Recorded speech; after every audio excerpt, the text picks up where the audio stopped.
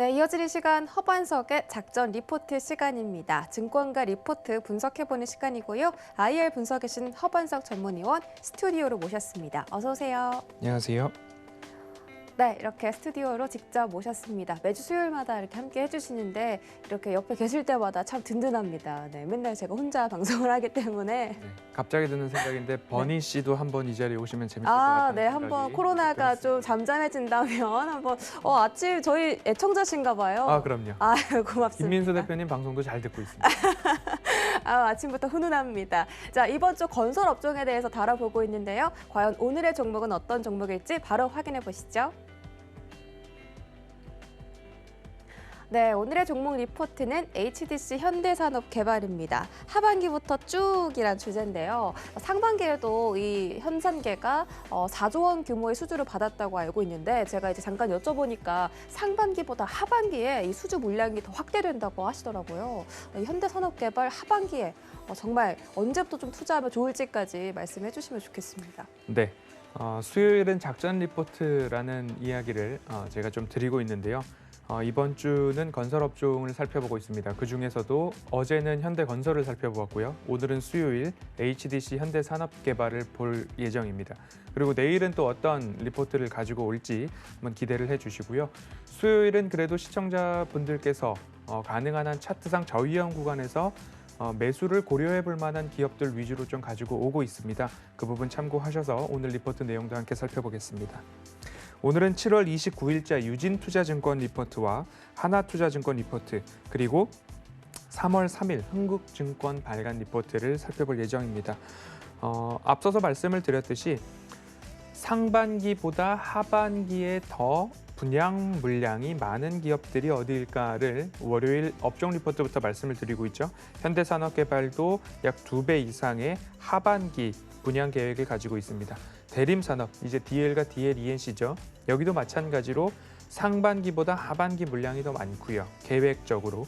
그리고 HDC 현대산업개발도 마찬가지로 하반기 분양 계획을 더 많이 잡고 있습니다. 그렇기 때문에 상반기와 하반기는 조금 다른 기업들을 좀 가지고 왔습니다.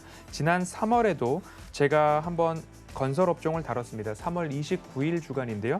3월 29일 주간 3월 30일 DL, ENC를 살펴보았고요. 31일 현대건설, 4월 1일 HDC 아이컨트롤스를 좀 살펴보았는데요. 마찬가지로 상반기에 좋았던 기업들 그리고 하반기에 좋을 기업들을 조금 나눠서 살펴보시는 게 하반기 분양 계획이 얼마만큼 계획되어 있는가, 이 부분도 한번 체크 포인트로 보시면 좋겠다라는 말씀 드려왔습니다. HDC 현대산업개발은 2분기 실적이 조금 아쉬웠습니다. 현대건설도 마찬가지였죠. 2분기 실적이 조금 아쉬웠는데 그 이유 중에 하나는 매출 추정치는 부합했으나 영업이익이 좋지 않았습니다. 2019년도부터 꾸준하게 이어져 온 분양 감소 영향인데요. 매출액은 8,124억 원으로 전년 동기 대비 약 15% 줄어들었고요. 영업이익은 1,050억 원이 채 되지 않아서 전년 동기 대비 28% 정도 줄어들었습니다. 말씀드렸던 19년도부터 이어져 온 분양 감소 영향인데요. 이 부분이 앞으로는 어떻게 변할 것인가 수주 잔고를 통해서 하나하나 짚어보도록 하겠습니다. 건축 부분에서 한 개 사업지에서 타절, 중단이 있었고요. 그리고 2개의 준공 현장에서 하자 소송 충당금이 반영되면서 2분기 실적에 마이너스 영향을 좀 가지고 왔습니다. 원가율이 이렇게 되면 100%를 넘어서는 상황이고 판관비가 조금 증가를 했는데 이 판관비 증가 부분에 있어서는 오히려 앞으로 수주를 위한 활동비 쪽으로 생각을 해본다면 긍정적인 분석도 가능할 것 같다라는 말씀을 드리고 싶고요. 수익성을 본다면 매출 총이익률이 괜찮았습니다. 자체 사업에서는 37.4%, 외주 주택 쪽으로는 19.4%로서 높은 수익률을 좀 보여주고 있는 모습인데요. 주택 사업의 수익성은 타사 대비 양호하다, 오히려 높은 수준이다라고 이해를 해보시면 좋겠고요. 근본 실적의 포인트를 본다면 자체 사업 신규 수주입니다. 2분기에만 자체 사업 신규 수주가 1조 5,700억 원을 좀 넘어섰습니다. 청주 등 다수 지역에서 1조 6천억 원을 넘는 규모의 사업 사업을 위한 토지를 매입 중이다라는 부분까지 살펴본다면 2분기의 조정을 이제는 하반기 물량과 수주 잔고를 통해서 기대감 형성은 충분히 이루어지지 않았나라고 보시면 좋을 것 같고요. 그리고 또 한 가지를 살펴보면 수주에 대한 부분입니다. 상반기 신규 수주가 4조 원에 달했습니다. 4조 원이라고 하면 건설사들 금액은 크니까 덩치는 크니까라고 생각하실 수 있는데요. 이 4조 원은 지난해 연간 수주 규모가 3조 9천억이었습니다. 그렇게 본다면 상반기에만 수주 규모가 4조 원을 찍었다는 것은 지난해보다 이미 수주 규모에서는 넘어섰다. 지난해 1년을 통틀은 수주 규모는 넘어섰다라고 보시면 앞으로의 방향성과 기대감에 대한 우려 해소는 완벽하게 이루어지지 않았나라는 생각이 들고요. 그중에서도 건설사 하면 민간주택 또는 주택 규모를 보아야 되는데 주택 수주가 약 3조 3천억 원입니다. 전년 동기 대비 따져보면 2배를 넘어선 2.7배나 늘어난 수치다라고 읽혀집니다. 3조 3천억 원과 4조 원의 신규 수주 그리고 주택 수주 앞으로 2년 3년 동안은 끄떡없겠다라는 생각이 드는 그런 수주 규모고요. 상반기 말 기준으로 수주 잔고를 이제 보면 그만큼 신규 수주에 대한 부분들이 늘어났으니까 수주 잔고도 역대 최대치 32조 원을 기록하고 있다라고 읽어볼 수 있을 것 같습니다. 하반기 도시 정비 사업들 그리고 민간 도급 위주의 추가 수주가 전망되고 있기 때문에 이 부분들을 통틀어서 읽어보면 2017년도 기록한 7.5조 원, 7조 5천억 원에 버금가는 신규 수주를 보이고 있는 모습입니다. 그렇기 때문에 앞으로의 방향성 측면에서는 의심할 여지가 없다라고 읽어보시면 좋을 것 같습니다. 앞서서도 말씀을 드렸죠.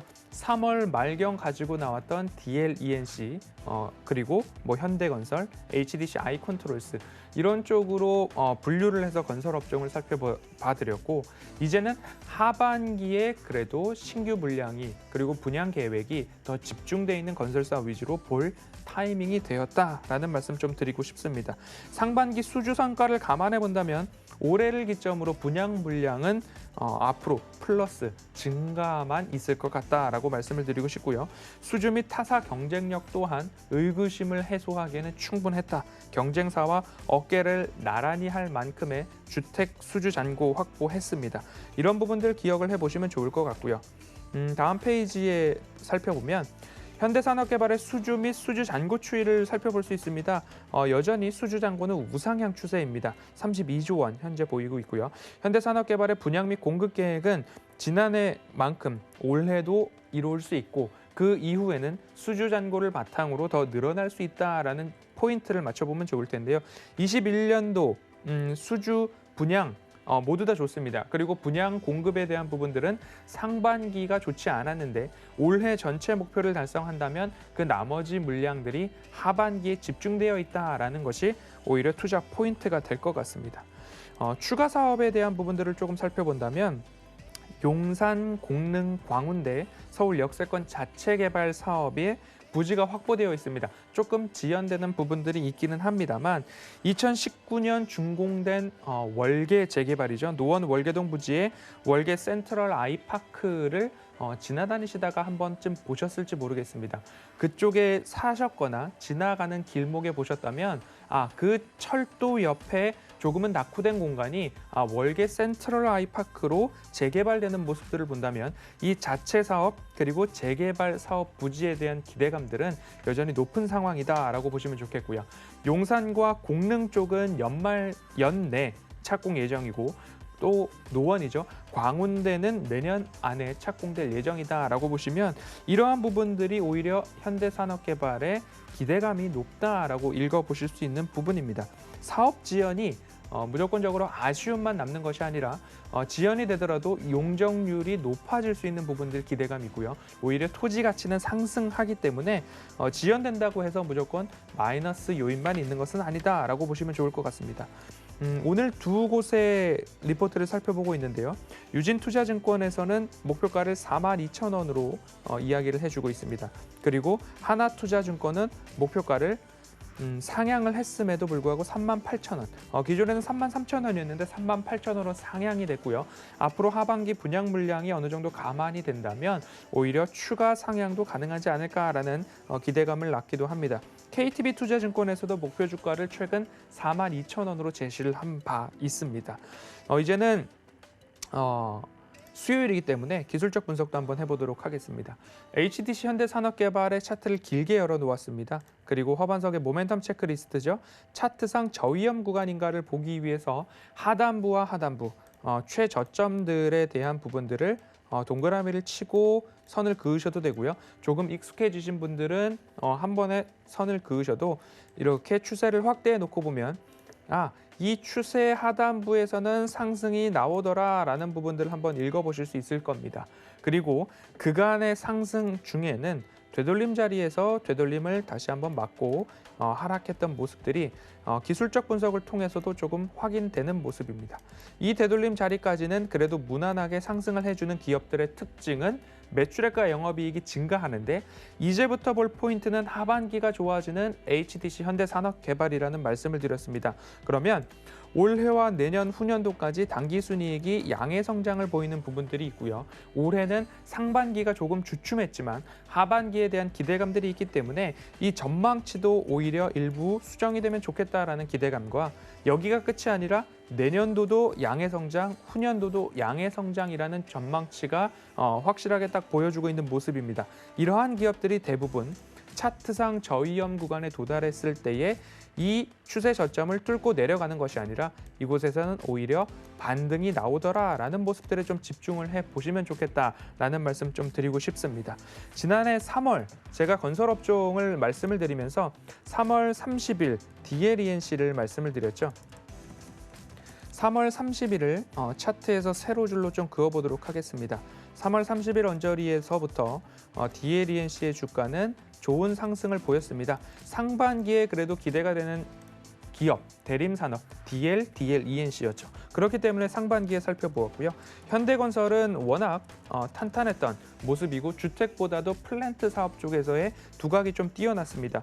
마찬가지로 3월 31일 가지고 나와서 함께 리포트를 살펴보았습니다. 이날도 수요일이었네요. 현대건설 같은 경우에도 이 이후에 7월 6일 정점까지 좋은 상승률을 좀 이어져 왔습니다.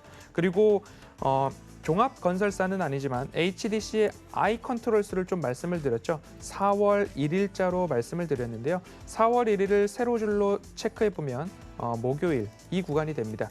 이 구간부터 HDC 아이컨트롤스도 관련된 홈 IP 그리고 IT와 관련된 부분으로 조금 시세를 잘 받았던 그런 모습들입니다.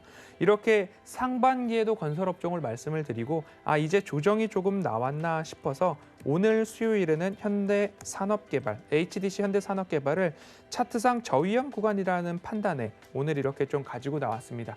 이 부분들을 조금 살펴보시고요. 오늘 말씀드린 내용들은 핫클립 영상으로 노란톡 오픈 채팅방에서도 공유를 드리고 있고 리포트 전문의 보고 싶다 하시는 분들께는 제가 하이라이트 그 내용들 공유해드리고 있고 링크를 좀 드리기도 있습니다. 그렇기 때문에 오늘 내용들의 고개가 끄덕여지신다면 HDC 현대산업개발 한번 꼼꼼히 살펴보시고 관심 종목으로 넣어 놓으셔도 좋을 것 같다라는 말씀 여전히 수요일은 작전 리포트에서 살펴보았습니다. 오늘 여기까지 현대산업개발 살펴보겠습니다.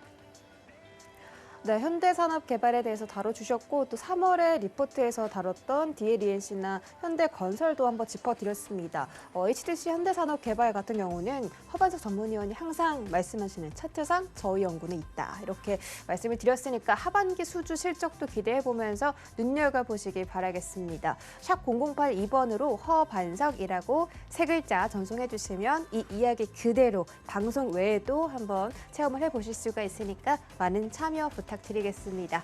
위원님 오늘 분석 고맙습니다. 감사합니다.